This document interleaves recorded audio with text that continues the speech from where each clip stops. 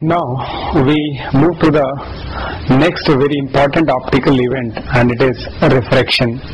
Having gone into details and fundamentals of reflection, now we slowly move into fundamentals and details of the event called refraction.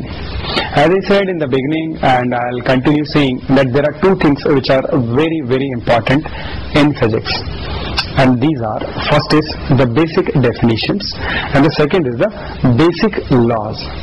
Whenever we deal with any event or any phenomenon, we must know these two things related with the phenomenon. That is the basic terms describing that phenomenon and the basic laws of reflection. Now here let's define refraction. Refraction can be defined as the phenomenon of change of speed of light as it goes from one medium to another medium.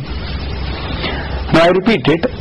Refraction is defined as the phenomenon of change of speed of light as it goes from one medium to another medium. Now let's understand why there is a change in speed of light as it goes from one medium to another medium.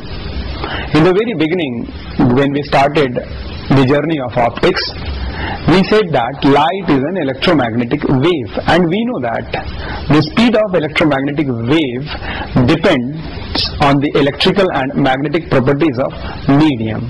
Now when a light is moving from one medium to another medium, the electrical and magnetic properties are changing. That's why the speed of light changes. In fact, if we recall the theory of electromagnetic wave, we have an expression giving the speed of light or any electromagnetic wave in the medium. If we denote the speed of electromagnetic wave in the medium, so it is equal to 1 over under root epsilon multiplied by mu, where epsilon is the electrical permittivity of the medium and mu is the magnetic permeability of the medium.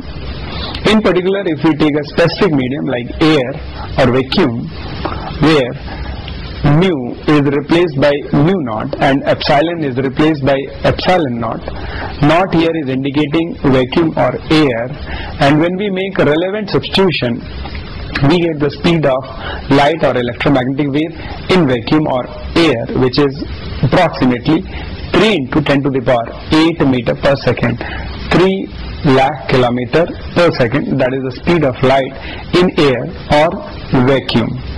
Now here the speed of light in air or vacuum will be conventionally denoting it by c. In any other medium we'll refer it as v.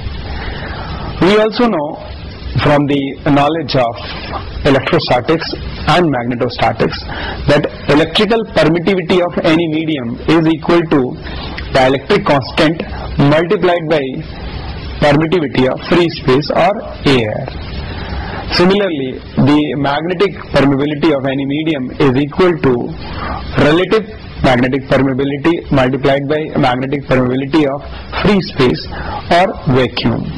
Now for free space or vacuum or air, the dielectric constant is 1 and mu r, which we call it a relative magnetic permeability, it is 1. Similarly, symbol for a relative electrical permittivity is epsilon r, which we call it a dielectric constant. Its value for free space or air is 1. So fundamentally, refraction is the phenomenon of change of speed of light as it goes from one medium to another medium. Now this change in speed of light is responsible for bending of light as it goes from one medium to another medium. In situation of oblique incidence, in many of the textbooks you will find refraction being defined as the phenomenon of change of direction as light goes from one medium to another medium. This is not the definition of refraction. The more fundamental point is the phenomenon of change of speed of light as it goes from one medium to another medium. Now this change in speed of light as it goes from one medium to another medium is responsible for bending, and that too in oblique situation. We know that when there is a normal incidence, light goes from one medium to another medium without bending, without any deviation.